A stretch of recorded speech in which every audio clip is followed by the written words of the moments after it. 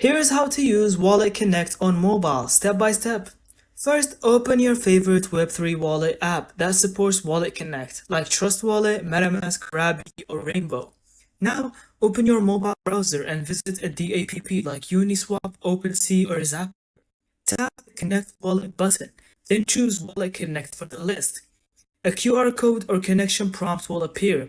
Since you're on mobile, tap Copy to Clipboard or Open in Wallet app if available. Then switch back to your Wallet app. In the wallet, tap WalletConnect, then New Connection and paste the link or scan the QR code if using two devices. Tap Connect and approve the connection when prompted. You're now connected. You can interact with the dApp directly from your phone, swap tokens, mint NFTs, or use DeFi features.